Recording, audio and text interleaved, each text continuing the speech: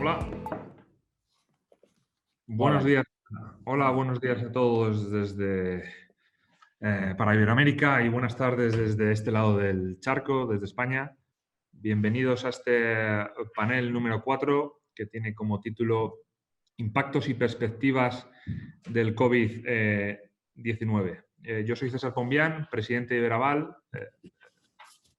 Tengo la tarea de ser el moderador de esta mesa tan espectacular que tenemos y a continuación os voy a presentar a los participantes de esta mesa. Tenemos con nosotros a Alejandro Diego Cechi, que acude a este encuentro iberoamericano en representación de la Asociación de Bancos de México, donde es director general adjunto de negocios, a la par que presidente del Comité de Negocio Crediticio, formado en la Universidad de la República Oriental del Uruguay y del Instituto Panamericano de Alta Dirección de Empresa, Cechi, que en la actualidad es director ejecutivo del segmento Pymes del Banco Santander en México, nos va a aportar su punto de vista sobre el papel jugado por las entidades financieras del país centroamericano en su atención a las pymes ante esta grave crisis originada por la pandemia.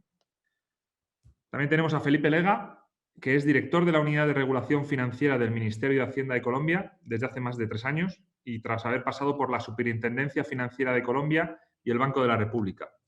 Estudió Ingeniería Financiera en la Universidad de la Ciudad de Nueva York y es ingeniero industrial por la Universidad de los Andes.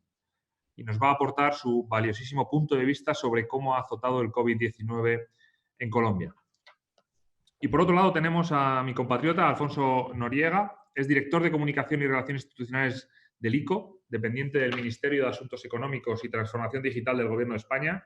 Alfonso es licenciado en Dirección y Administración de Empresas por la prestigiosa Universidad Pontificia de Comillas y es miembro del Cuerpo Superior de Técnicos Comerciales y Economistas del Estado desde 2008. Alfonso ha tenido numerosos cargos en el ámbito público y cuenta con una dilatada trayectoria en el ambiente docente, donde ha colaborado con la Agencia Española de Cooperación Internacional al Desarrollo y en el Instituto de Estudios Fiscales. Me gustaría resaltar que el ICO ha sido un auténtico salvavidas en nuestro país, en España, para miles de empresas frente al colosal impacto que ha provocado el COVID-19. Para que se hagan una idea, desde el inicio de la pandemia, el ICO ha puesto más de 140.000 millones de euros para apoyar a las empresas. Por todo, a los tres, muchísimas gracias por participar con nosotros. ¿De acuerdo? Como ustedes saben, los objetivos de este panel es abordar el impacto en el sistema financiero que ha tenido la pandemia, las proyecciones de crecimiento en las diferentes regiones de los partícipes y las mejores prácticas que han ido aplicando en sus instituciones. Con lo cual, sin más dilación y para dejar paso a los verdaderos protagonistas, que son ellos mismos, vamos a empezar con el bloque 2 de preguntas, si les parece a todos. Voy a intentar ser lo más dinámico posible y lo más rápido para que afecte, para que sea lo más entretenido para todos nuestros escuchantes en este caso, ¿de acuerdo? Con lo cual, vamos a empezar por unas preguntas rápidas. Ya sabéis que el tiempo en este congreso y más en este formato web es muy limitado, con lo cual me gustaría preguntaros, y empezamos si quieres por ti, Alfonso, ¿qué porcentaje de caída esperan en el PIB de las diferentes economías de vuestros países? Si te parece, Alfonso, empezamos por ti y luego vamos turnándonos. Muy bien, César. Muchísimas gracias a ti por la moderación y a los organizadores, a Regar, por su invitación a participar en esta mesa. Bueno, estamos en un contexto de incertidumbre, ¿no? Voy a ser muy rápido, me gustaría probablemente extenderme más, pero en un contexto de incertidumbre como el actual, el Gobierno presentó ahora recientemente el nuevo cuadro macroeconómico en octubre, y de acuerdo con este cuadro se estima que en este año, en 2020, la contracción del Producto Interior Bruto va a ser del 11,2%. Esto se debe fundamentalmente a las contracciones a finales del primer trimestre y durante el segundo trimestre. En el tercer trimestre, cuarto trimestre, se esperan incrementos intertrimestrales significativos y una recuperación, que ya hablaremos posteriormente de eso, de tasas de crecimiento positivas a partir del año 2021. Alfonso, muchas gracias. Felipe, si te parece tu turno, por favor. Claro que sí, César. Buenos días para todos. Un placer estar aquí acompañándolos. Yo creo que de nuevo, en pro del tiempo, muy rápidamente nuestras expectativas están alrededor de una caída del 5,5 para este año.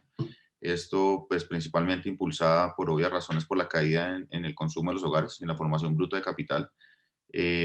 básicamente por nuestra caída en la demanda interna que esto genera en estos rubros.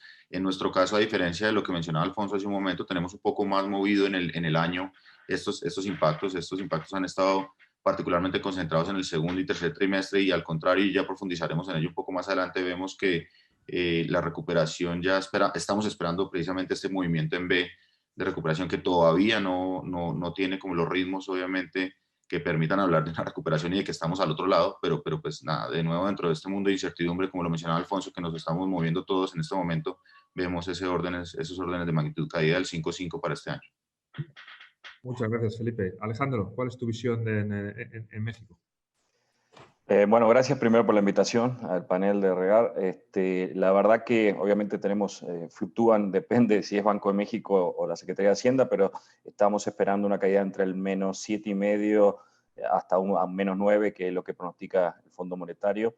También muy concentrado en lo que ha sucedido en el segundo y tercer trimestre del año, que fue el impacto más importante, y una recuperación que, como decía el secretario de Hacienda, más que una V probablemente sea como la de Nike, ¿no? Un poquito más lenta de lo que pensamos, o esperamos, pero se están haciendo cosas para ver más adelante cómo recuperar algo en el 2021 y formalmente en 2022 volver a la senda más o menos del crecimiento formal que teníamos hasta el 2019, ¿no? Gracias, Alejandro. Si te parece, continuamos un poco por ti, por intentar cambiar un poco el orden de pregunta-respuesta e intentando ser también lo más conciso posible. ¿Nos podrías decir un número grueso acerca de las medidas económicas que han puesto las autoridades del país, en este caso en México, para intentar sostener la economía? Sí, yo lo quiero dividir en tres partes, muy rápido. Una parte que fue el tema de los apoyos de garantías de la banca de desarrollo, NAFI, Bancomex, FIRA y otros institutos, que más o menos ha rondado unos 10.500 millones de dólares, son 222.000 millones de pesos mexicanos. Después hubo créditos directos para el sector más informal, que fue algo así como 1.200 millones de dólares, que fueron créditos que se llamó crédito a la palabra, para el segmento realmente de la base social, ¿no? De informalidad. Y por otro lado, creo que fue uno de los programas exitosos, fue el programa le llamamos de diferimiento de pagos, el PEJAD, donde se permitía a la banca, en general, el sistema financiero, reestructurar y todos los créditos y dar 4 meses de gracia de capital e intereses, que ahora estamos trabajando ya en la segunda etapa, pero ahí fue más o menos unos 45.000 millones de dólares que se logró reestructurar. Casi 1 de cada 4 clientes de la banca con créditos se afilió a este programa y también fue muy exitoso, ¿no? Esos serían los 3 grandes componentes de apoyo, ¿no? Muchas gracias, Alejandro. Y en el caso de Colombia, Felipe, si nos pudieras hacer un breve resumen. Claro que sí, César. Yo creo que también vale la pena además resaltar que probablemente la pregunta cuanto al importe va muy relacionada a los créditos y a asegurar que continúe fluyendo el crédito, pero me gustaría también resaltar muy rápidamente que ha venido acompañado de otras medidas también. El Banco Central también ha venido haciendo una flexibilización en su régimen de expansión monetaria. Hemos tenido una reducción de 250 básicos en la tasa de referencia del Banco Central. Esto también ayuda dentro de estas discusiones y asegurando además que fluya la liquidez hacia las entidades financieras. Ha ampliado el universo de potenciales subyacentes que son recibidos para las operaciones monetarias del Banco Central. Esto también de manera muy importante y de forma por lo menos poco ortodoxa a lo que tradicionalmente habíamos conocido en el comportamiento del Banco Central, al menos en Colombia. Digamos, estas son unas medidas que no se habían dado anteriormente, y eso de nuevo ha ayudado mucho a que continúe fluyendo los recursos hacia los sectores que más lo necesitan en este momento, a través obviamente del sistema financiero. Puntualmente ya en las políticas, en las acciones orientadas a las líneas de crédito, estamos hablando hemos destinado o diseñado unos cupos que ascienden a por encima de los 6.8 mil millones de dólares. Eso en cuanto a cupo definido, todavía no se han utilizado todos de ellos, estamos ya por encima de la mitad de la utilización de ese cupo, pero eso a partir de la redefinición de líneas de redescuento con algunas entidades públicas, tanto orientadas al sector productivo y empresarial, algunas con un foco en el agro, otras con un foco territorial, han estado desarrolladas, y obviamente un papel muy importante que se ha venido jugando con la institución de garantías pública, que es el Fondo Nacional de Garantías, que es mayoritariamente quien se ha llevado esa porción de esos 6.8 billones que les estaba mencionando anteriormente. Muchísimas gracias, Felipe. En el caso de España, Alfonso. Sí, pues intentaré ser conciso y luego probablemente podré desarrollar más alguna de ellas, en concreto la puesta en marcha de 2 líneas de avales por una cuantía total de 140.000 millones de euros. Ha sido, diría yo, la medida más significativa, ¿no?, desde el punto de vista financiero aquí en España, y a la que tú mismo hacías mención, ¿no?, anteriormente, César, por el impacto, ¿no?, positivo dentro del contexto difícil en el que nos movemos para las empresas españolas. CESCE, la Compañía Española de Seguro de Crédito a la Exportación, también ha puesto en marcha una línea extraordinaria de cobertura de 2.000 millones de euros. Desde el Ministerio de Industria, Comercio y Turismo también se puso en marcha una línea Thomas Cook adaptada, ¿no?, a la COVID. Ha habido medidas también adoptadas desde CERSA, incluso ha habido medidas también de moratoria, ¿no?, de pago de préstamos hipotecarios y préstamos al consumo, ¿no?, que en su conjunto habrían permitido, pues, lograr moratorias, ¿no?, hipotecarias para volúmenes muy significativos, ¿no?, de crédito. Muchas gracias, Alfonso. Y si te parece, empezamos ahora con Felipe, que no ha empezado todavía ninguna, si os parece, y de forma telegráfica, o sea, la fecha respecto a vuestros estudios o vuestras autoridades monetarias y vosotros mismos como entidades de crédito, financieras, disculpa, ¿cuál es la fecha de volver al crecimiento, a las cifras del PIB del 2019, en función de vuestros números?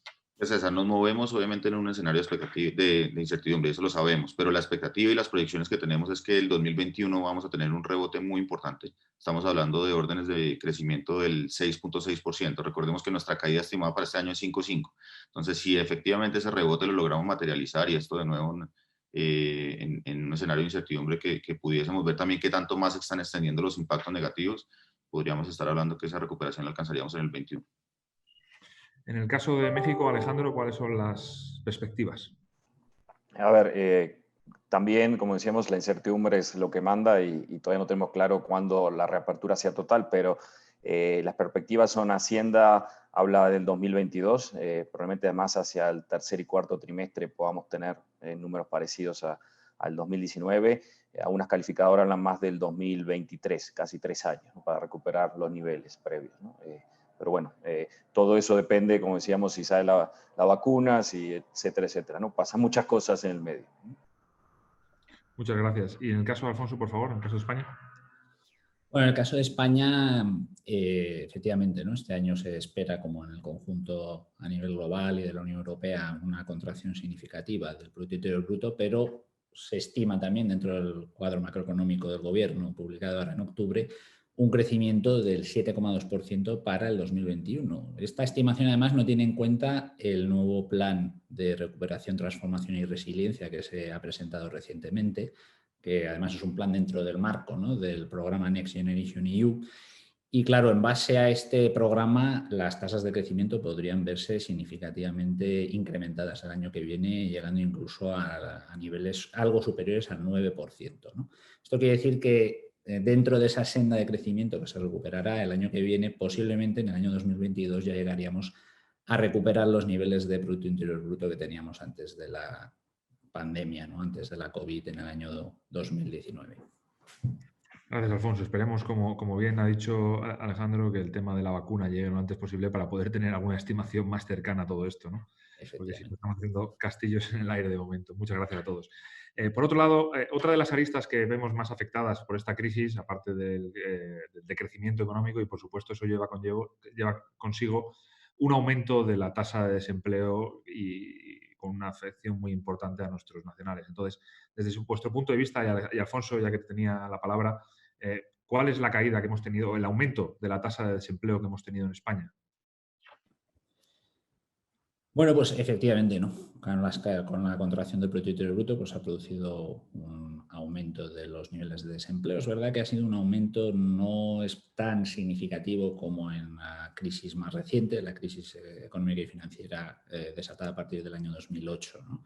Nos situamos en unos niveles de desempleo estimados para final de este año de en torno al 17%, el año que viene unos niveles levemente inferiores, ¿no?, pero en ese entorno, son niveles elevados, desde luego, es uno de los principales objetivos, ¿no? Paliar los efectos de la pandemia también sobre el desempleo. Y bueno, yo creo que en el caso de España, siendo unos niveles significativamente inferiores a la anterior crisis, también ha tenido un papel muy significativo, ¿no?, en este comportamiento del desempleo, los ERTEs, ¿no?, las medidas que han puesto en marcha el Gobierno relacionadas con los expedientes de regulación temporal de empleo. Entonces, bueno, vamos a ver, esto ha permitido desde nuestro punto de vista mantener el capital humano y sentar las bases, esperemos, para esa recuperación una vez se puedan ir eliminando esa serie de incertidumbres, ¿no?, como la vacuna y otros aspectos, ¿no?, que están afectando. Muchas gracias, Alfonso. En Colombia, Felipe, ¿cuál ha sido el crecimiento que hemos tenido? De pronto, para contextualizar, nosotros cerramos el 2019 en niveles de desempleo del 10,5%. 10,5% era nuestra tasa de desempleo al final del año pasado. Recordemos de nuevo que obviamente lo que más impacta estas variables de desempleo son los cierres, las restricciones de tanto de movilidad, de operación, etcétera. En el caso colombiano, estos cierres arrancaron finalizando el mes de marzo, perdón. Esto implicó, y probablemente los mayores cierres o el mayor porcentaje de empresas cerradas estuvo durante los meses de abril y mayo. Eso fue entonces los picos de mayor nivel de destrucción de empleo, llamémoslo así. Ahí llegamos a tener niveles que tuvieron 21,4%. Puntualmente fue el nivel históricamente más alto que hemos tenido en los últimos tiempos de desempleo en este mayo. A partir de ahí, en una combinación de ambas cosas, digamos que hemos visto una reapertura, digamos, gradualmente se ha permitido la operación de algunas empresas junto con programas de apoyo al empleo y al empleo formal en particular, donde se les han venido subsidiando lo que nosotros aquí hemos llamado el PAEF, el Programa de Apoyo al Empleo Formal, precisamente para incentivar no solamente que se mantengan los que no se destruyeron, sino que incluso si se pudieran reenganchar algunos de los que fueron quedados en paro por la situación que se les presentó, se pudiera mejorar. Esto ha presentado que no se continúe deteriorando en nuestros niveles de desempleo, y ya pues la medición que tenemos de agosto ya ha bajado del 21,4 que teníamos en mayo, ya estamos hablando del 16,8 en la medición de agosto. De nuevo, esperamos que esto continúe. Esto va a depender mucho también de cómo se dé el comportamiento de los bloqueos y de las restricciones para la operación, pero en ese sentido vemos unas buenas perspectivas en cuanto a recuperación de esta variable. Dicho, valga la pena mencionar que estos programas de apoyo al empleo se han extendido. Digamos, inicialmente se desplegaron por algunos pocos meses, 4 meses, 5 meses, y ya a partir de una discusión que dimos en el Congreso quedó ampliado hasta marzo del otro año. Entonces, de nuevo, para darle algo de momentum a esta recuperación en el desempleo. A dar más aire. Muchas gracias, Felipe. Y Alejandro, ¿cuál es tu visión respecto al desempleo, los datos? Bueno, un poco igual. El cierre se empezó a dar hacia finales de marzo aquí en México, formalmente en la mayoría de las empresas. Para darte un comparativo, teníamos un 2,9% de desempleo en el sector formal, que esto es muy importante decirlo en México, y llegamos a un pico de 5,5% de desempleo en junio. Ahora estamos en 5,1%. Se habían perdido más o menos 1,1 millón de empleos formales. Se han recuperado casi 600.000 de ellos. Esa es la parte de la formalidad, y probablemente de aquí al primer trimestre de 2022 se recuperen el 100% o incluso un poco antes. Vuelvo a decir, la incertidumbre todavía sigue siendo muy amplia. Aquí el sector turismo en México es muy importante, donde más afectado ha estado, ¿no? Claramente. Después está el informal, y ahí sí hay unas encuestas que ha hecho el INEGI a principio de la pandemia, a los primeros meses, por ahí de abril, mayo, y la verdad que ahí sí el empleo perdido estaba casi en 10,8 millones informal, digamos, gente que ha dejado de percibir ingresos, y casi 8,4 en el mes de septiembre ya había recuperado parte de ese ingreso y había vuelto a la actividad. Entonces, claramente está una recuperación mejor en ese sentido. El tema de exportaciones en México es un momento importante también, aparte del sector turismo, y creo que la apertura de empresas exportadoras, que saben, sector automotriz, sector aeroespacial, sector de la electrónica, ha reactivado toda la cadena de valor, que es lo que estábamos buscando, que incluso hemos trabajado en eso con la banca de desarrollo para garantías específicas. Muchas gracias. Me avisan de que nos hemos comido el tiempo de este bloque de preguntas, con lo cual intentaremos saltar la siguiente y vamos a intentar acelerar para recuperar el tiempo. Pero ya que estamos en el sistema de garantías, me gustaría conocer vuestra impresión y los diferentes países. ¿Qué papel ha jugado estas instituciones de garantía durante esta crisis, ¿no?, de cara a apoyar a las pymes y a las micropymes? Me gustaría saber vuestra opinión acerca de cuál ha sido nuestro papel concreto en esta crisis y cómo lo valoráis, ¿no? Y entonces, Alfonso, vamos a empezar por ti, si te parece.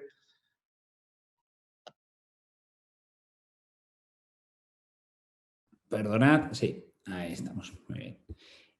Sí, bueno, a mí me gustaría aquí comentar que efectivamente, ¿no? O sea, en el caso de España, la compañía española de refinanciamiento, ¿no? CERSA, ha estado colaborando con las sociedades de garantía recíproca y ha puesto en marcha paquetes de medidas, ¿no? Para COVID. Son medidas que han incluido pues, ventanas de apoyo, ¿no? Que han estado respaldadas por el Fondo Europeo de Inversiones y también, de hecho, han contado, ¿no? estos programas con el aval del Estado, ¿no? Parte de esas líneas de avales que he mencionado antes, de hecho, bueno, un tramo pequeño, ¿no? De 400 millones dentro de los 100.000 millones, ¿no? aprobados en la primera línea, han estado también destinados, ¿no? a la actividad de refinanciamiento de CERSA. Desde el ángulo del ICO, ¿no? que comentabas antes, sí que me gustaría destacar, ¿no? la labor que ha estado desarrollando el ICO como agencia financiera del Estado, ¿no? gestionando por cuenta del Ministerio de Economía y Asuntos, el Ministerio de Asuntos Económicos y Transformación Digital, las dos líneas, ¿no? de avales que he mencionado anteriormente, ¿no? Una primera línea que fue aprobada en el mes de marzo, justo cuando estalló la pandemia, una línea de hasta 100.000 millones que ha estado destinada a cubrir o avalar, ¿no? la financiación de entidades financieras destinada a empresas y autónomos, ¿no? Esta línea ha estado destinada principalmente, además, a cubrir las necesidades de liquidez de las empresas, ¿no? Con el objetivo de mantener la cadena de pagos entre una empresa, sus proveedores, sus acreedores y sus clientes, ¿no? Y como yo creo que posteriormente podremos ver, el balance ha sido positivo en cuanto a la capacidad, ¿no? de llegar a las empresas. En el mes de julio se puso en marcha una segunda línea de avales, en este caso una línea de avales de hasta 40.000 millones de euros, que está más focalizada en avalar financiación para nueva inversión, ¿no? Estaba y está, de hecho, orientada hacia promover, ¿no? la financiación de inversiones orientadas hacia la recuperación, ¿no? y el proceso de recuperación y transformación, ¿no? de la economía española de cara al futuro, ¿no? Desde el ángulo del ICO también hemos introducido otra serie de medidas, ¿no? más como entidad financiera, interviniendo, bueno, más bien aprobando, ¿no? un programa de suscripción de pagarés en el mercado alternativo de renta fija. Es un programa que ha permitido, de hecho, ofrecer apoyo y soporte a las empresas, no solo a través de canales bancarios, sino a través también del mercado, en este caso de mercados alternativos como el MARF. También hemos llevado a cabo medidas que a lo mejor puedo contar posteriormente en el ámbito del capital riesgo y del venture capital. Pero vamos, en definitiva, un paquete muy amplio que desde luego ha permitido a las empresas contar con múltiples vías de financiación para atender a sus necesidades de liquidez durante la pandemia.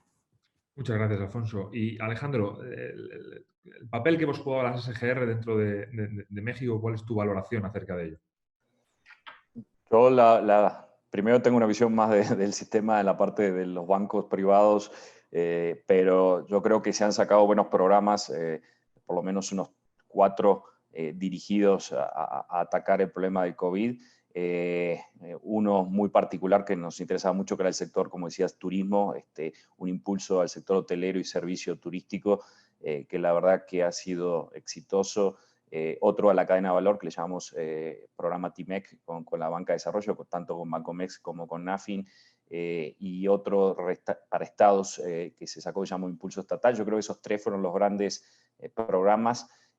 También el Banco de México dio liquidez, que eso no lo comenté al principio, que es fundamental, casi puso 750.000 millones de pesos de liquidez para los bancos, para que no solo tuviéramos garantías, sino liquidez suficiente para colocar. Y eso también ayudó mucho. Claramente ahora estamos en un siguiente paso, estamos viendo otro sector afectado como es el servicio, los comercios, principalmente el sector restaurantero, probablemente sea hoy todavía el que no ha recuperado ni cerca los niveles pre-COVID, y tendríamos que hacer, y estamos trabajando con la banca de desarrollo, un programa específico también para eso. Pero yo diría que en general se ha trabajado bien. Saben que en México se decidió, y creo que en muchas cosas buena medida, no tomar deudas adicionales y mantener la disciplina fiscal. Entonces, obviamente, el paquete ha sido para lo que ha dado, pero se está trabajando y con alternativas y con realmente buscando alternativas adicionales que creo que vamos a llegar de aquí a fin de año, ¿no? Muchas gracias, Alejandro. Y Felipe, desde el punto de vista de Colombia.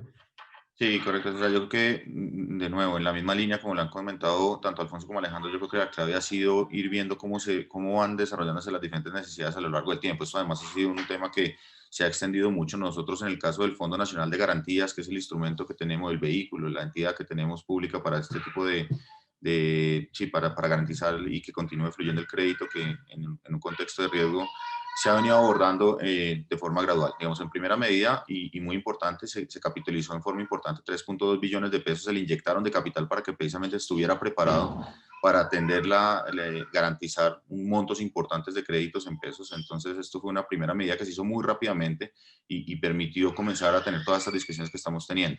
Desplegamos inicialmente unas líneas de garantía para capital de trabajo, para nóminas, porque ya empezamos a ver la preocupación en que, digamos, que se mantuvieran que no se afectara en forma importante el nivel de desempleo. Entonces, líneas de capital de trabajo, líneas de nóminas y líneas de trabajadores independientes fueron las primeras que comenzaron a trabajarse allí con unas condiciones que posteriormente fueron revisadas y se subió incluso el porcentaje de garantía que se está cubriendo. Hoy en día estamos hablando que los créditos garantizados por el fondo están algunos en 80%, otros en 90% del capital garantizado, dependiendo de la línea de la que estemos hablando. También lo fuimos extendiendo de nuevo hacia las diferentes necesidades, una línea particular para las microfinancieras. Colombia particularmente tiene unos grandes nichos de microfinancieras que atienden sectores específicos y sectores productivos a través de las microfinancieras en algunas zonas específicas del país. Entonces, desplegar esta línea particular para las microfinancieras fue muy importante también. Identificar además, como lo mencionaba Alejandro hace un momento, que hay algunos sectores que han tenido, claramente la afectación ha sido transversal, pero hay algunos sectores específicos que han tenido una afectación mucho mayor y que requieren además probablemente unas líneas mucho mejores o con condiciones más blandas, y aquí tal vez no hemos profundizado en ello, pero no solamente nos referimos al porcentaje de garantía que se está haciendo, que de alguna u otra forma permite que el sistema financiero, y ahora profundizo en eso, no solamente el sistema financiero, sino algunas colocadoras, inclusive fintech, por ejemplo, se han vinculado en este propósito, pero al darles un porcentaje de garantía les ayuda en esta percepción de riesgo o en este análisis de riesgo, más bien no percepción sino análisis, para que se dé esa originación. Pero aquí estamos hablando también de líneas de garantía que vienen acompañadas de unas condiciones en cuanto a periodos de gracia y en cuanto a periodos de extensión, para de nuevo que sean unas condiciones suficientemente blandas para que no estemos ahogando, entre otras, a ese aparato productivo o a estos destinatarios de los recursos, y que al final termine siendo una solución como decimos acá, pañitos de agua tibia, que al final se nos terminan devolviendo y no ayudando en este propósito. Hoy en día contamos con un número importante de líneas que se han venido trabajando, como les decía, capital de trabajo, nóminas independientes, microfinancieras, sectores más afectados, algunas con foco regional, otras para grandes empresas que tienen unas particularidades importantes, y recientemente, y lo mencionaba Alfonso, también se está explorando y ya estábamos avanzando muy rápidamente para que se pueda materializar discusiones en cuanto a temas en mercado de capitales. Entonces, que también se garantice la financiación a través del mercado de capitales, explorándolo como una alternativa muy eficiente, no solamente a través del sistema intermediado de los créditos con el sistema financiero, con establecimientos de crédito, sino también el mercado de capitales como una fuente de recursos que pueda financiar también a esas empresas que lo necesitan en este momento. Y si, obviamente, se mejora en forma importante la percepción de riesgo y atrae muchos más inversionistas cuando se cuenta con este tipo de garantías. Entonces, también se está explorando esta participación activa del fondo en la emisión de bonos por parte de algunas empresas, y también la participación, por ejemplo, de fondos de inversión, de fondos de capital privado, de fondos de equity, cómo se les da un apoyo para que también se continúe fortaleciendo esto. Bueno, Felipe, pues yo creo que has avanzado un poco la pregunta que tenía ahora para el bloque 2.3, porque estamos a finales de octubre, diría, la pandemia persiste, en algunos sitios incluso acelera, la segunda ola o tercera ola, como lo queramos ver.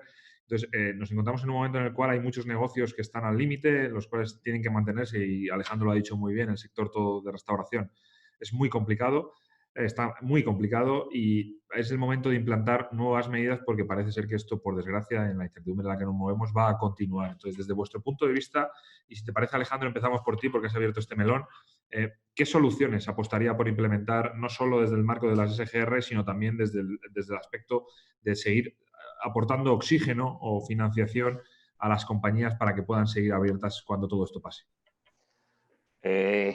Creo que lo hablábamos. Lo primero, aquí en México, como decía, se dieron 4 meses, entre 4 y 6 meses de gracia de capital de interés de casi todos los créditos, casi 1 de cada 4 personas se inscribió. Y ahora viene la segunda parte, mucho más específica, que hacer traje a la medida ya de, lo digo así, reestructuras. a mediano plazo, ¿no? A mediano y largo plazo depende del producto y en eso estamos trabajando con la Comisión Nacional Bancaria en un programa específico donde fomente el poder dar mucho plazo para reestructurar con periodos de gracia, estamos hablando hasta de 12 meses en algunos casos, de 6 a 12 meses, y hay que ver, porque no es lo mismo sector turismo o restauración que un sector que es proveedor de las empresas exportadoras o directo a empresas exportadoras, ¿no?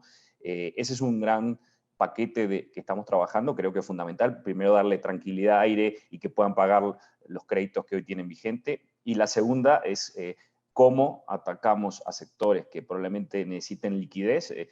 Por ejemplo, los restaurantes, ustedes saben, y creo que pasó en todos lados, se les exigieron ciertas medidas de distancia, de saneamiento, etcétera, etcétera, que eso lleva incluso costos de infraestructura adicionales que no tenían pensado, ¿no? Lo mismo los cines, lo mismo. Y entonces hay que dar liquidez. Hay que dar liquidez. Obviamente ahí la banca de desarrollo nos está ayudando, pero creo que es fundamental. Y un tercer punto, que es cómo aquí apoyamos al sector informal, ¿no?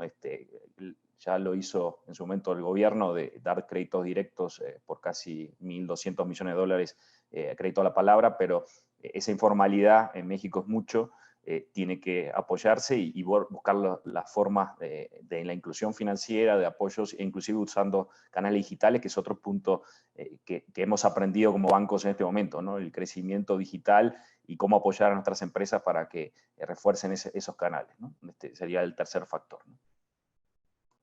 Muchas gracias, Alejandro. Y Alfonso, ahora que llegamos a un momento en el que los ICOs parecen agotados, o agotados quiero decir el paquete, los dos paquetes actuales que bien has descrito, la misma pregunta para ti. ¿Qué hacer a partir de ahora, ¿no? Porque parece que esto nos va a acompañar, por desgracia, bastante tiempo y entonces tenemos que plantear nuevas medidas. ¿Cuáles serían las medidas que tú piensas que serían las adecuadas para esta situación? Bueno, o sea, las líneas de avales que comento anteriormente siguen vigentes y van a seguir ahí a disposición de las empresas. La primera línea de avales, la de estar más focalizada en liquidez que mencionaba antes, no está agotada, pero sí en torno a un 90%, ¿no?, de esa línea está ya agotada. Ha tenido un buen comportamiento. Yo creo que ha sido, digamos, uno de los elementos que permite ahora sustentar, ¿no?, y, digamos, dar el siguiente paso, ¿no? Más de 842.000 operaciones, más de 100.000 millones, 104.000 millones de euros movilizados hasta el pasado 15 de octubre, además más focalizados en pequeñas y medianas empresas, en sectores que se han visto más afectados como el turismo, ocio, cultura, hostelería, ¿no?, que hemos estado comentando hasta ahora. Ha sido un programa que ha funcionado para permitir, en cierta medida, a las empresas y a una parte significativa del tejido productivo español capear el temporal, digamos, permanecer vivas y prepararse para el siguiente paso. La segunda línea de avales que se aprobó en el mes de julio, ¿no?, que he comentado anteriormente, está más orientada a la labor, digamos, inversora, de nueva inversión de las empresas. Esta es una medida que está en vigor y que va a seguir en vigor a lo largo de los próximos meses. Desde el punto de vista del ICO estamos trabajando también en distintos ángulos. Por un lado, la actividad propia de ICO como entidad financiera, en la financiación directa a empresas. A lo largo de este año, hasta el mes de agosto, hemos crecido en financiación directa a empresas en torno a un 60%, ¿no?, con respecto al año pasado, que es una cifra bastante significativa. Hemos hecho ese programa, ¿no?, de compras y de adquisiciones que aún sigue vigente y se seguirá profundizando, de pagarés en el mercado alternativo de renta fija, que he mencionado antes. Ha permitido movilizar ya más de 1.400 millones de euros en más de 65 emisiones. Estamos poniendo en marcha, y de hecho durante estos meses lo hemos hecho también volcado y orientado a la internacionalización y hacia América Latina, recursos dentro del programa de Canal Internacional, en el que ICO, junto con instituciones financieras multilaterales en Latinoamérica, bancos nacionales y regionales de desarrollo, pone en marcha programas de fondeo para proyectos, ¿no?, de interés de empresas latinoamericanas y españolas ahí sobre el terreno, ¿no? Hasta la fecha se han aprobado unos 2.450 millones de euros dentro de este canal internacional y en torno a unos 600 millones solo se han aprobado a lo largo de este año, ¿no? También hemos puesto en marcha medidas relacionadas con el capital riesgo, el venture capital, el private equity. Se ha ampliado en 2.500 millones la dotación de Fondico Global, que es un fondo que se dedica a la inversión dentro del capital, del venture capital y del ecosistema de private equity aquí en España. Se ha lanzado una 13ª convocatoria dentro de este fondo por cuantía superior a los 400 millones de euros. Se han puesto en marcha iniciativas específicas para que las empresas, startups y empresas también en crecimiento pudieran beneficiarse de liquidez, ¿no? que tuvieran necesidades de liquidez y que no tuvieran acceso a la misma a través de la banca. Desde el ICO estamos también trabajando en la labor de canalización de fondos comunitarios hacia empresas españolas. Ya lo veníamos haciendo y durante este año se han puesto en marcha medidas para financiar proyectos de movilidad sostenible dentro de la Connecting Europe Facility, que ha permitido canalizar fondos muy significativos para iniciativas y medidas y sectores que consideramos desde luego de futuro como la sostenibilidad o la digitalización de empresas. Y seguiremos, de hecho, trabajando desde este ángulo dentro del nuevo marco financiero plurianual de la Unión Europea 2021-2027. Seguiremos trabajando, apoyando y apuntalando la ejecución del plan de recuperación, transformación y resiliencia, al que he hecho mención anteriormente. Y bueno, desde luego se trata de, en un contexto de incertidumbre, dar el mayor elemento, la mayor cantidad de puntos de apoyo a las empresas, la mayor cantidad de certidumbres, ¿no?, posibles para contar con los recursos necesarios para atravesar este momento complejo en el que nos encontramos y promover la recuperación, ¿no?, a lo largo del año que viene y los años venideros. Muchísimas gracias, Alfonso, por el detalle. Felipe, en tu opinión, las próximas medidas que vamos a tener que afrontar, porque esto parece que viene para largo, ¿cuáles deberían de ser o en qué orientación deberían de ir?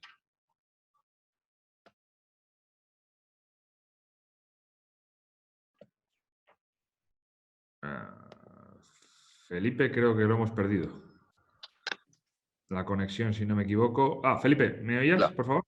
Sí, perdón. No te Ahí me preocupes. escuchan bien. Discúlpame. Sí, No, les mencionaba que antes pues teníamos obviamente una afectación mucho más transversal y en la medida en que vayamos viendo que algunos sectores se van recuperando, pues la focalización tiene que ir orientada sobre todo a algunos. Ahí es donde va a ser clave que haciendo uso óptimo de los recursos públicos, claramente esos son limitados y tenemos que hacer un impacto importante en este uso de los recursos públicos, pues va a ser hacia allá. Yo creo que ya hemos mencionado en detalle el papel que juega el Fondo Nacional de Garantías en todo lo que se viene hacia adelante en garantías, explorando los temas del mercado de capitales, por ejemplo, viene allí y mantener ese flujo de recursos que tiene un sesgo hacia recursos frescos. Quisiera mencionar además un rol que ha venido jugando en forma muy importante las entidades financieras respecto de cómo se sientan con sus deudores actuales y esa cartera que ya hace parte de su balance para hacer redefiniciones, para hacer nuevos periodos de gracia, etcétera, etcétera, de acuerdo a las nuevas condiciones. Eso también ha sido muy importante de nuevo, no solamente de cara a las empresas y al aparato productivo y a las personas, etcétera, sino también de cara a las mismas entidades financieras. Esto es muy importante para asegurar que se mantenga de nuevo el flujo de pago y repago de estos créditos que están allí ocurriendo. Adicionalmente, nosotros teníamos un par de bancas de desarrollo que estaban orientadas hacia la colocación de redescuento. Le autorizamos por la coyuntura la originación de créditos de manera directa, entonces se han venido estructurando una serie de líneas de crédito directo a través de estas entidades de que tradicionalmente hacen redescuento y lo seguirán haciendo en forma muy importante, pero que además pueden atender con unas condiciones bastante blandas con estos recursos públicos también la colocación de créditos directos, de nuevo con este foco hacia donde los sectores que más lo están necesitando. Esto lo pudiésemos, digamos, aquí nos podemos quedar hablando en detalle bastante, pero de nuevo, temas de apoyo a la nómina para sostener el tema del empleo, temas de apoyo en un incremento importantísimo que ha hecho Colombia durante esta coyuntura en los programas sociales. Se han expandido, casi que duplicado el mismo trabajo que habíamos hecho en los últimos 20 años, lo hemos venido realizando en este momento en cuanto a cobertura y en cuanto a montos que se han venido dando en apoyos sociales. Ha sido muy importante.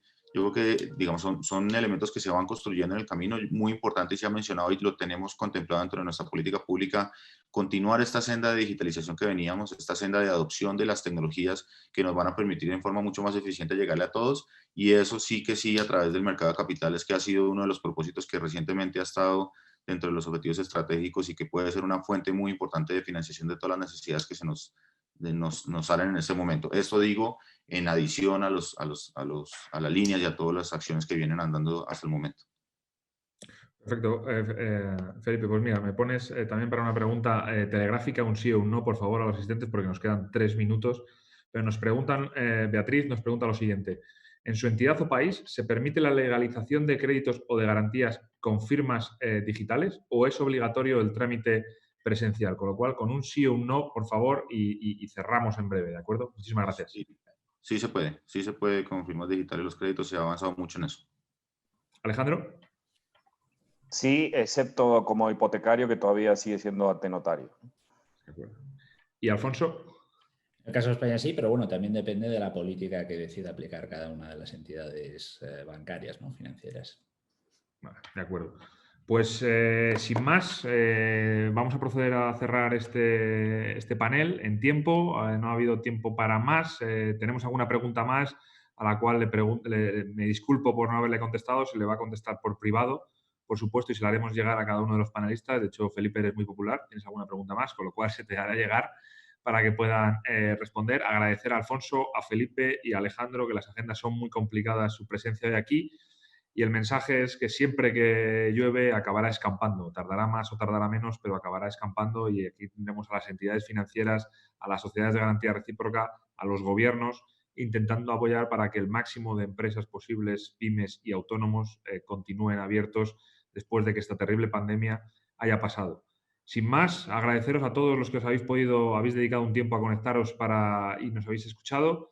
Y, por supuesto, a los panelistas que son los verdaderos protagonistas. Con lo cual, sin más, muchísimas gracias y un fuerte abrazo a todos. Que estéis bien. Adiós.